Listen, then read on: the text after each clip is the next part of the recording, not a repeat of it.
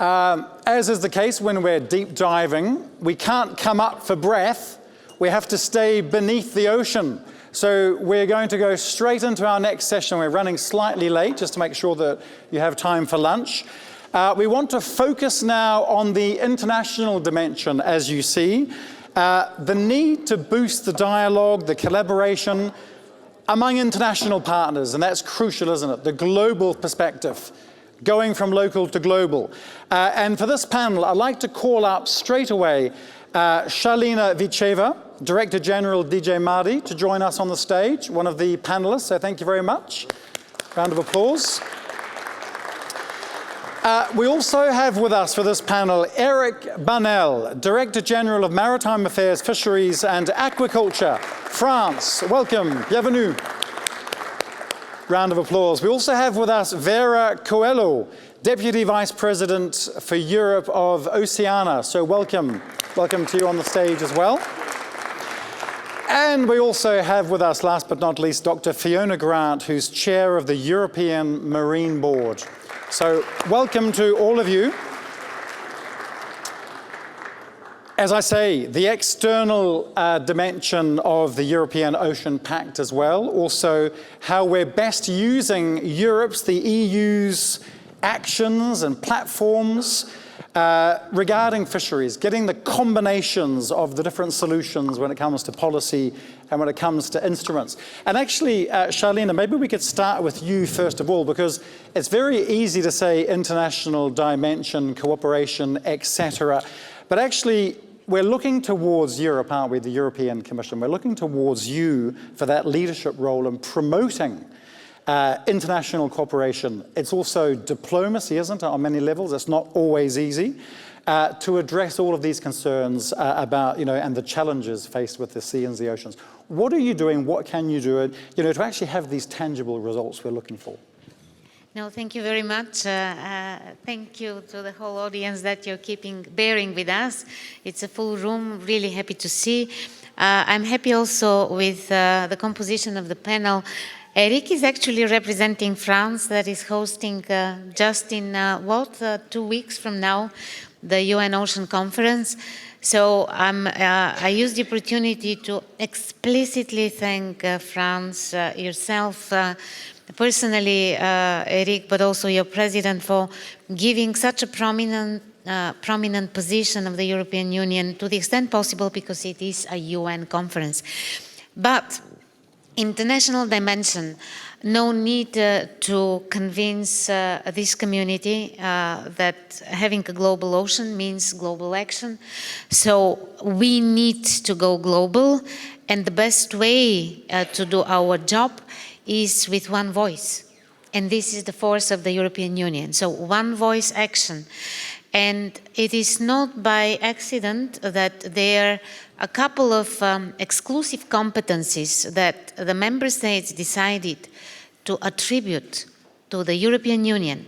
And one of these competencies is marine resources, taking care of marine resources. It is related to fisheries, but actually nowadays it goes much further.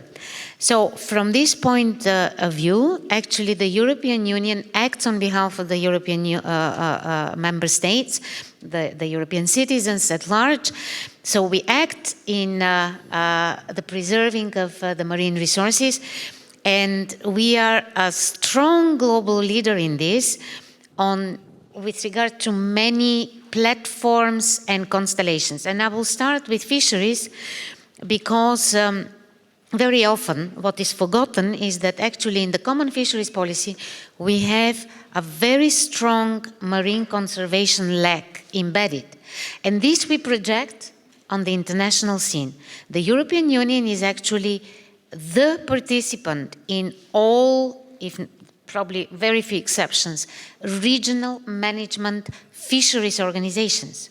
So if we want to take care of the ocean, we have to take care of being consistent, ambitious, and omnipresent in these organizations. And we are. And we are there together with the member states, with the maritime sector, and we are expanding the portfolio of the RFMOs, the so-called, into more actions related to climate, biodiversity, science-based approach, monitoring and control that will ensure enforcement, and which brings also level playing field for our industry. So one very prominent action at EU level, which is also an exclusive competence of the European Union, which I have the pleasure as part of the European Commission to implement with the mandate given by the member states. Another very important element, multilateral action. The UN has established 10 years ago a sustainability agenda. There we have the Sustainable Development Goal 14, which is life underwater. There the European Union is very strong. And if you want to see the common fisheries policy, for example, just again giving an example with fisheries, everything that is under this goal 14, whether it's maximum sustainable yield, science-based approach. So all these are not only in our legal framework of the CFP, we are very strict in implementing it. That's why we have extremely conflictual, at sometimes, December councils, but everybody's on board. Last time, unanimous decisions. So we are struggling together with a strong voice and ambition to achieve multilateral goals. In our case, for the ocean, it's multilateral goal 14.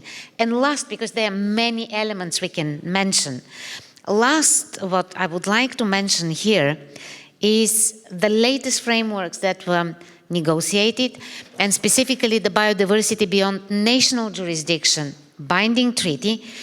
I have to tell you that I really felt proud with the ambition that was brought by the negotiations that were carried out at EU level.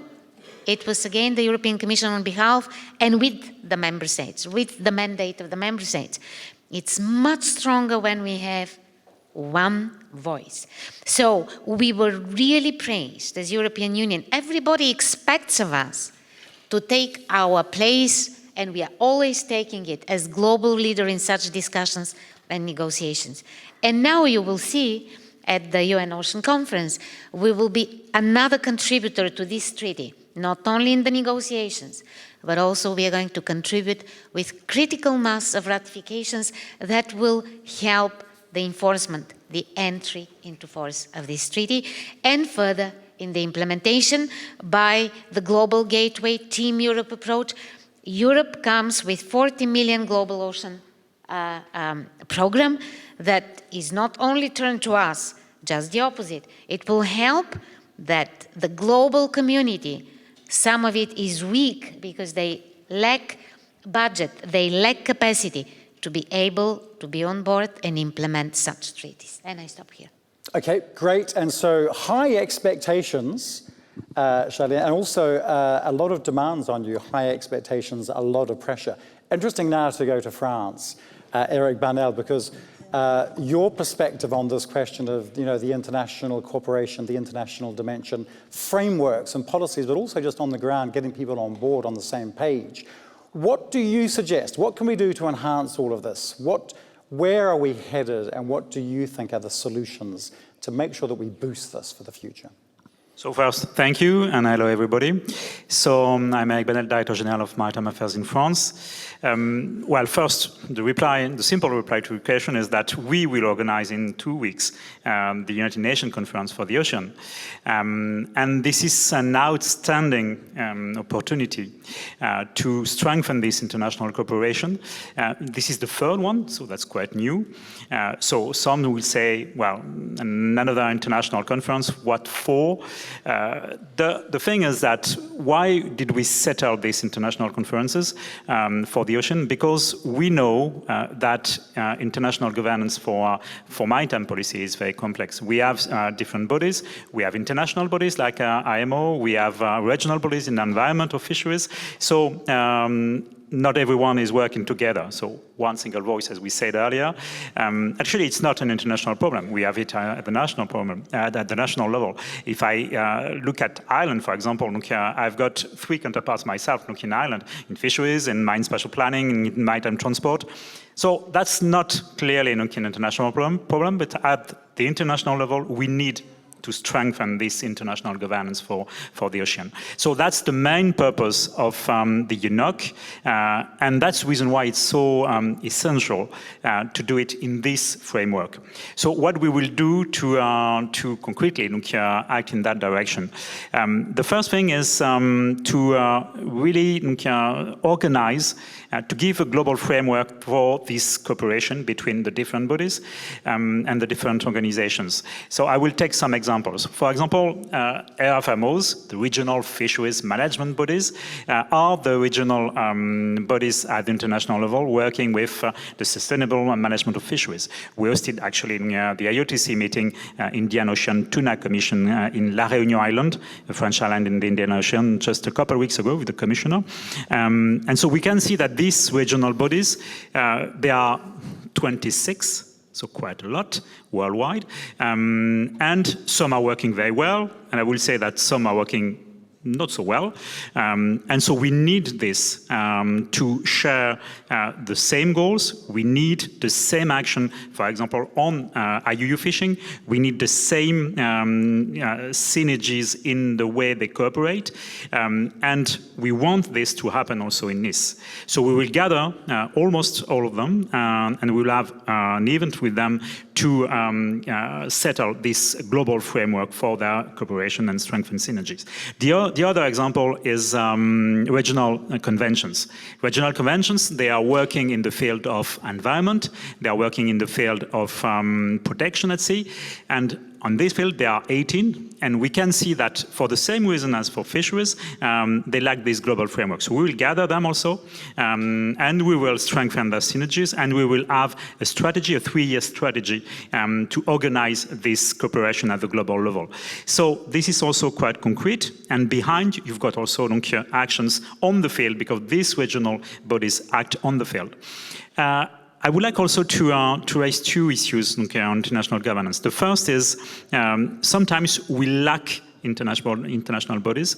For example, on climate and resilience at sea. So we will organize a meeting, which is the first conference on ocean resilience and ocean rise. And so this will gather not only the heads of state and government and whatever, but also mayors and municipalities, NGOs and actors of the field. So because we want concretely to put forward and to put the light on these concrete actions to fight or to adapt to climate change, which is also essential. The second example I would like to underline is science. As Charlina said it, science is the basis of our action in all the fields of maritime policy. So we need to have a global framework for science. We will host the One Science Congress. All the scientists, all the scientific community of the world will be gathered in Nice during the UNOC. And we will also welcome a European initiative, actually, which will become an international one, the transformation of Mercator into an intergovernmental organization. Mercator is based in Toulouse, in France, highly supported by the Commission. It's a global European initiative, and Mercator is very famous for its knowledge of the sea, its capacity to modelize its evolution, and usually we give this ocean twin nickname for the organization, though it's a bit more complex than that. And so that's a beautiful European initiative that we want also to put forward for the knowledge of the ocean. And I will say a last word, and I was very happy when Charlina said earlier that Europe had and has the first worldwide EEZ.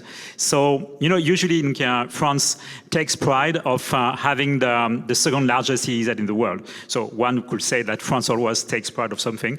But myself, I'm very happy that Europe says that and assumes this responsibility, because it's not only, saying that I've got the first maritime space. It's not just a matter of saying that. It's because behind it's a huge responsibility, and this is the reason why UNOC or the European action is so important. And this is also the reason why the Commissioner will go to UNOC to announce the Ocean Pact on the 9th of June. And this is clearly the example of European awareness of how important is the ocean And it's been a complicated process because it's complex, the compliance, the legal frameworks, but just making sure that we identify the common interest in actually having that international dimension cooperation. Interesting now to get Vera's take on all of this, because we've heard from France, we've heard from the European Commission. Vera at Oceana, what's your take on this? Do we need to be taking more practical steps to try to enhance all of this? Are you convinced by what you hear? Thank you, Seamus, and thank you everybody for joining us in this dialogue. Indeed, I think we have a very good analysis of the situation. We know that we have a global responsibility, as Monsieur Banel was just highlighting. We know that the EU has to take this leadership role, and we also know that we are in a situation of urgency. Not only is the United Nations Ocean Conference taking place in 2 weeks, very shortly, but also we are in 2025. We don't have that much time to reach our 2030 targets. We don't have that much time to reach all the objectives that Ms. Viceva was mentioning in relation to the SDGs. And not only do we have these targets to meet, we already feel the consequences of not meeting them. People are suffering already due to deadly floods, droughts, sea level rise, saline intrusion. All these things are costing us in pain and in money. So we really need to act. I think we have all the analysis, we have all the words, we have all the commitments, and the EU has played an incredible role internationally to push a lot of these commitments, which are incredibly important. But part of being in this international sphere is also fulfilling our own obligations starting at home. And I think that is one of the things that we will want to see taking place in the Ocean Pact and presented at UNOC. What is the EU actually going to do? What are the actions that we are going to take to implement the commitments that we have already taken and the targets that we have set ourselves? The world is going to be looking. The EU was one of the leading forces that led to the adoption of the Global Biodiversity Framework in Montreal.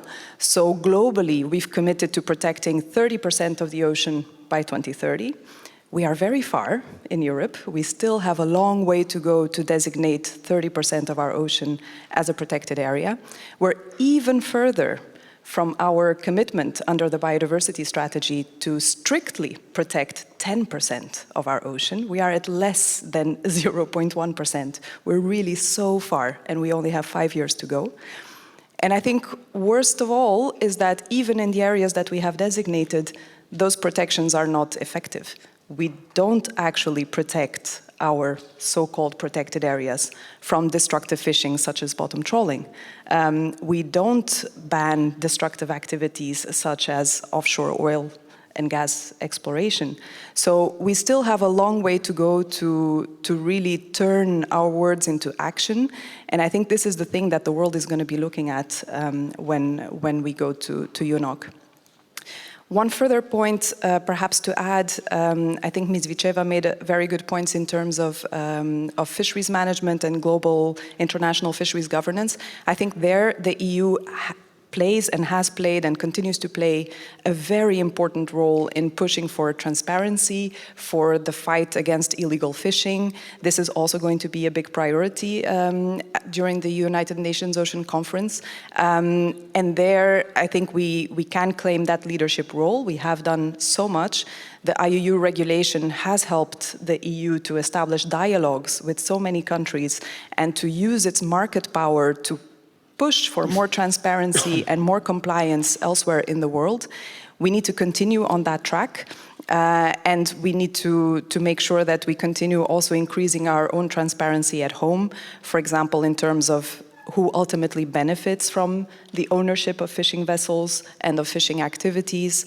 How can we use our market rules to make sure that all the seafood consumed in the EU, including the one that is imported, which is the majority, complies with sustainability and labor standards? How can we make that information accessible to consumers so that consumers know whether they are supporting the Russian war effort by consuming seafood in the EU.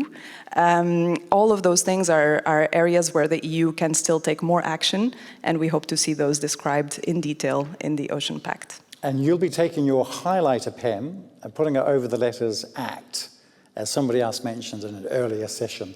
Thanks very much, Vera. Fiona, so your points on this first question, the practical steps, and we're really trying to be concrete, aren't we, as this discussion goes on, because we have a lot of talking, a lot of dialogue, but actually then it comes to making decisions. Fiona.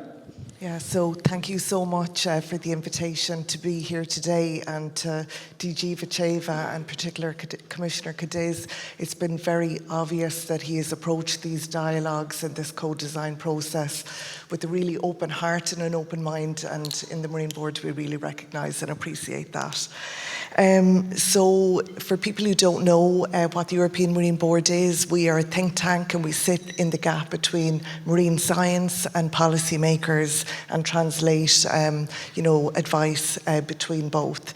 The way in which we primarily do that is through a number of publications. There'd be two I specifically referred to today. One is our foresight report, Navigating the Future 6, and our most recent publication is on deep sea research and management needs, both of which you can get from the website. So I guess based on all of our conversations, we really understand the stark complexity and the obstacles that we face in terms of protecting and managing our deep ocean, because most of the ocean, as we know, is within international waters. So it obviously requires the cooperation of many countries to manage it properly. So in the Deep Sea Future Science Brief, we came up with 10 kind of overarching guidelines, and these are set out across policy and management needs, research needs, but also, as we've referred to, capacity development and ocean literacy needs as well.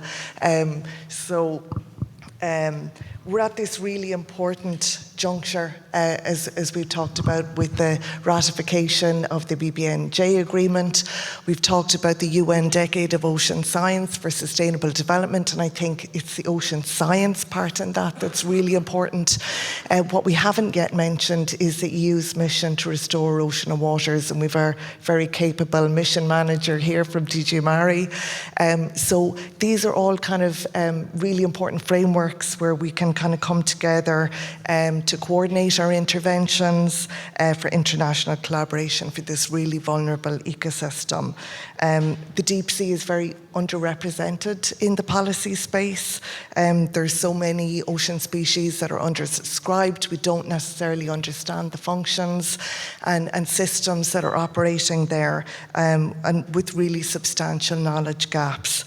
And these gaps and this lack of knowledge really poses a risk to the ocean, to the planet, but also to humans. And we've talked again a lot about the engagement or human activities in the deep sea, and also the issues around climate change and biodiversity loss. So these effective management plans, they need this sufficient scientific foundation and legitimacy, and that's really where the EMB comes in.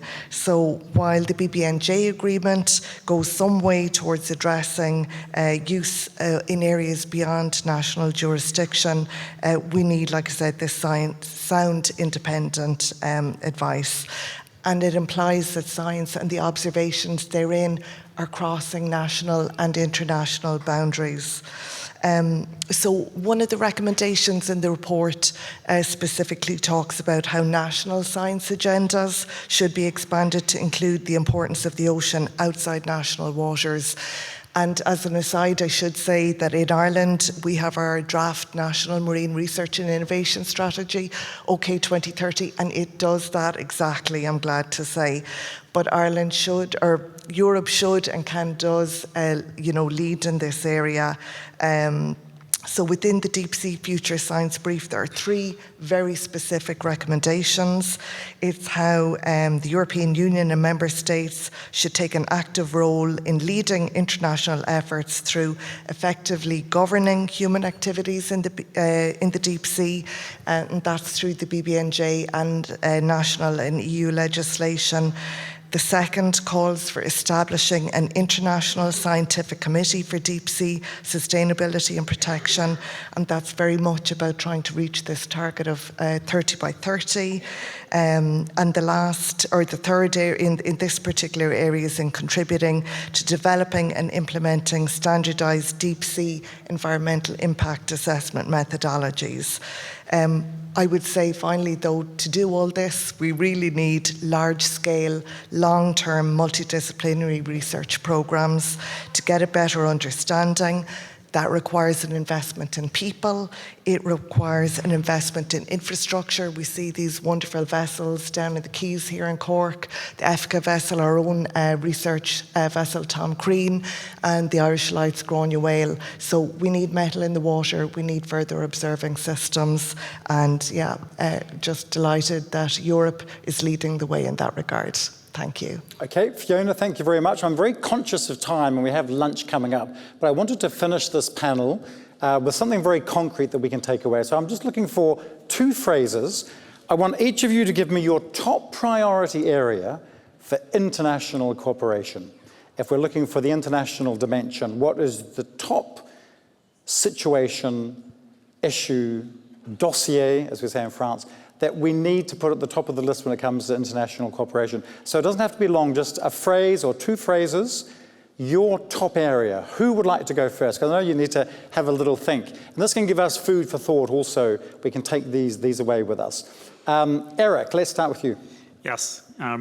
If I skip to the files and actually to the files we will support for UNOC, I will first speak about IUU fishing.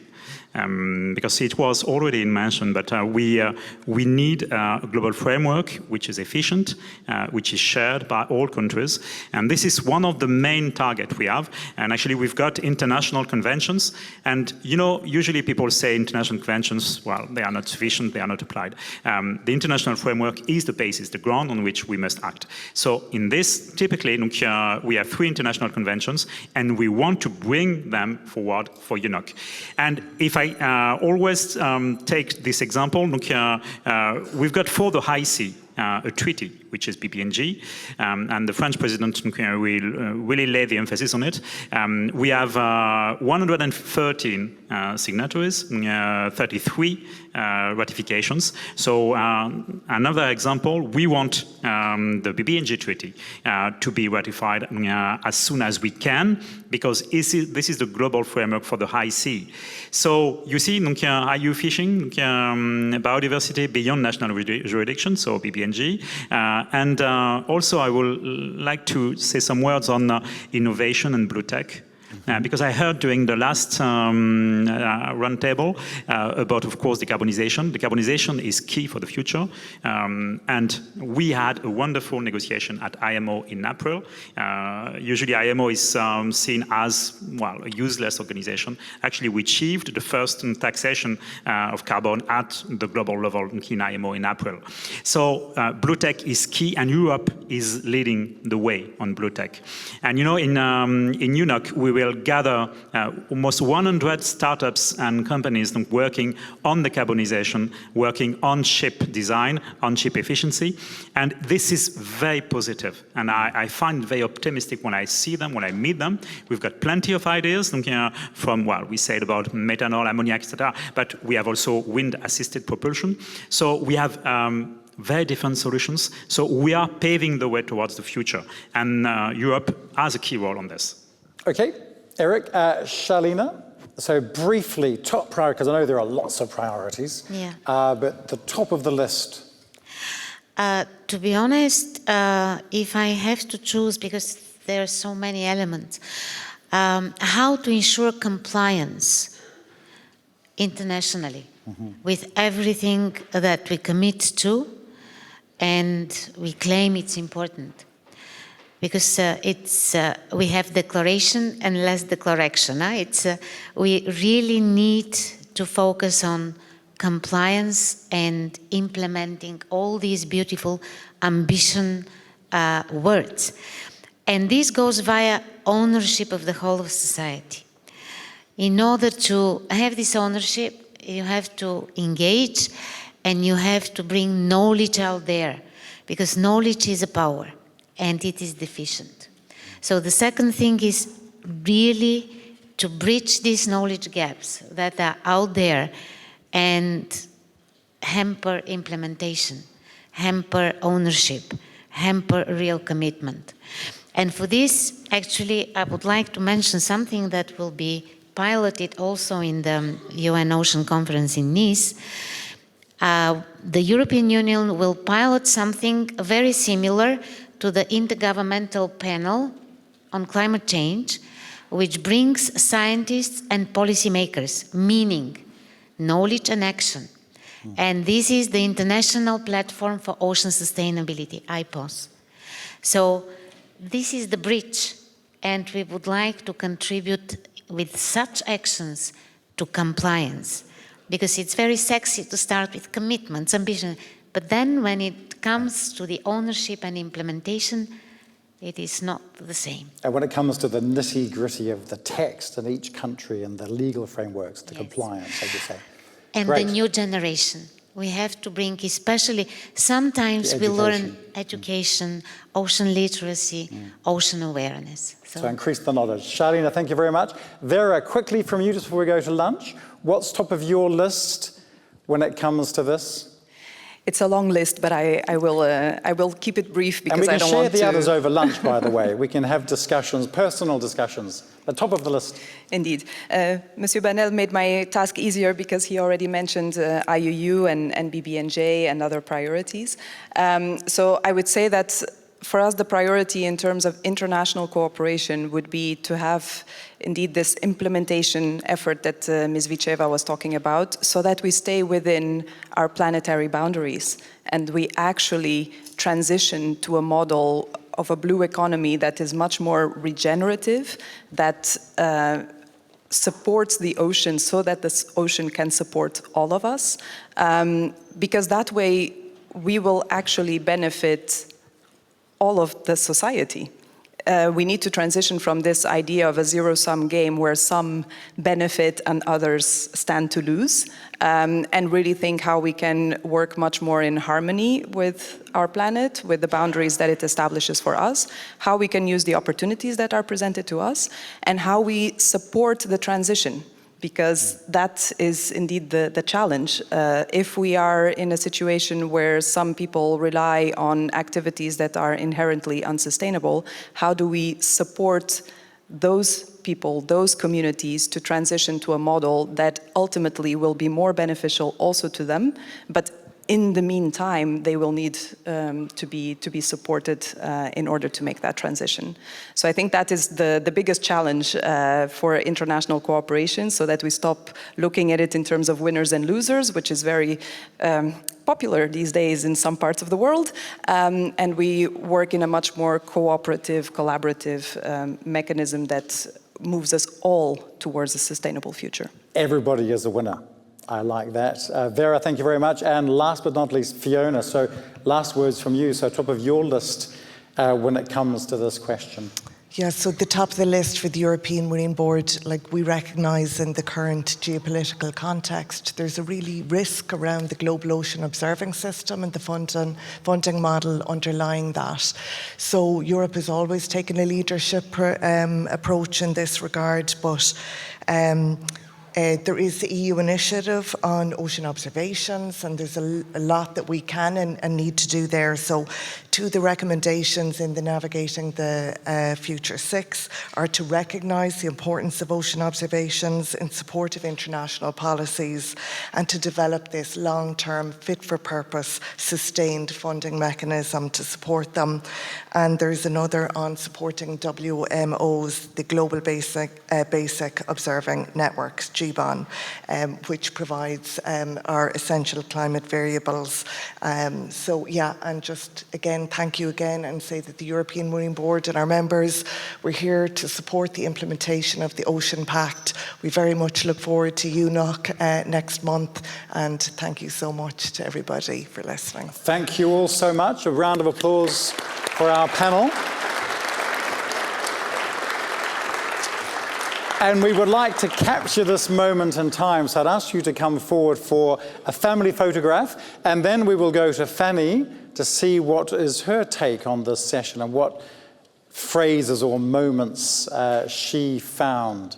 So yes, a family photograph. Do we have the photographer? Oh yes, arriving. Great. Don't forget that we have lunch. We have lunch in just a moment. The lunch is in the atrium foyer, the cafeteria, and the Millennium Foyer cafeteria. Also, don't forget that we have a plenary session after lunch. The Cities Network, the EMD Cities Network, will be highlighting their work.